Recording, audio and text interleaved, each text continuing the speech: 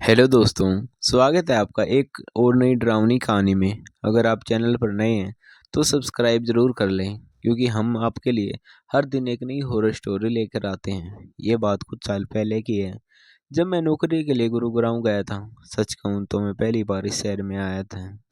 कहते हैं ये शहर कभी नहीं सोता, और ये सच भी है। पहले तो मैं एक होटल में रुका हुआ था, फिर मैं कोई रूम देखने लगा, क्योंकि होटल का खर्चा ज़्यादा था। फिर मैंने ऑफिस में साथियों से रूम के बारे में पता किया, तो मेरे ऑफिस में काम करने वाली एक सफाई वाली ने मुझे एक रूम बताया।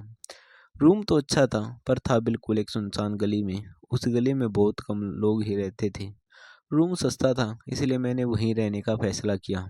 एक रात को मुझे नींद नहीं आ रही थी, और ऑफिस की भी 2 दिन की छुट्टी थी। इसलिए मैंने सोचा, क्यों ना इस शहर की रौनक और इसकी रातों को महसूस किया जाए। निकला तो मैं 12 बजे था घूमते घूमते, पर लगभग रात के 3 बज गए थे।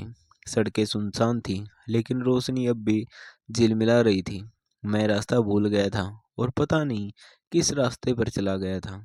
हर तरफ सन्नाटा, और हवा में अजीब सी सिरन। तभी मैंने देखा एक आदमी अंधेरे में खड़ा था। मैं उसके पास गया, और जहाँ मैं रहता था वहाँ का एड्रेस पूछने लगा। वो बोला इस गली के आखिर में है, लेकिन वहाँ जाना मना है। मैंने हैरानी से पूछा, क्यों मना है? मैं तो वहीं पे रहता हूँ। वो बोला, क्योंकि उस गली में एक भूत रहता है। जो भी वहाँ से गुजरता है वो उसकी उंगलियाँ काट लेता है। मैं सन रह गया। फिर वो धीरे से मुस्कुराया और बोला, अगर तुम चाहो तो मैं तुम्हारे साथ चल सकता हूँ। गली में बिल्कुल अंधेरा था, हर तरफ सन्नाटा। मुझे भी डर लग रहा था, इसलिए मैंने उसको बोल दिया।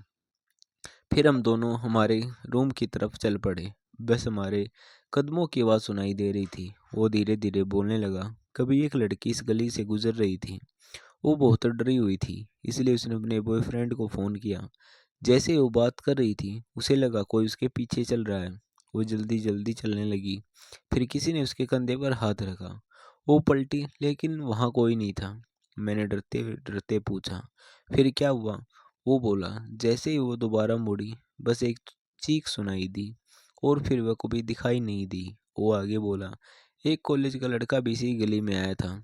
उसे डर लगने लगा, तो उसने मोबाइल में गाना बजा लिया। अचानक उसे महसूस हुआ कोई परछाई उसके साथ चल रही है। वो रुका, परछाई भी रुक गई।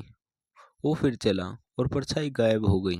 जब उसने मुड़कर देखा, उसके पीछे कोई नहीं था, बस उसकी अपनी आवाज़ गूंज रही थी। मैं डर के मारे कांप गया। मैंने पूछा, ये सब करता कौन है? वो धीरे से बोला, कहते हैं वो एक लड़का है जो अकेलेपन का शिकार हो गया था। पहले वो दोस्तों के साथ खूब हंसता खेलता था, पर जब सब मोबाइल में खो गए वो बिल्कुल अकेला पड़ गया, और डिप्रेशन में चला गया। वो एक दिन उसने सुसाइड कर लिया। अब उसे मोबाइल यूज करने वालों के से नफरत है, इसलिए वो उनसे बदला लेता है। फिर उसने मेरी ओर देखा और बोला, हाँ हाँ, चिंता मत करो, मैं तुम्हें नहीं मारूंगा। तुम्हारे पास मोबाइल तो है, पर तुमने भी मेरी तरह मोबाइल यूज़ नहीं करते। मेरे हाथ कांपने लगे। मैं पीछे हट गया, लेकिन जब मैंने उसकी ओर देखा तो आदमी गायब हो गया। बस हवा में उसकी गूंज रही थी। हाँ हाँ, उसकी हंसी की आवाज़ बस चारों तरफ से गूंज रही थी। दोस्तों, अगर मैंने भी उस दिन उसके आगे मोबाइल फ़ोन इस्तेमाल कर लिया होता, तो मेरा भी वो वही हाल करता। दोस्तों, अगर आपको ये कहानी पसंद आई हो तो हमारी वीडियो को लाइक करें, और चैनल को सब्सक्राइब ज़रूर करें।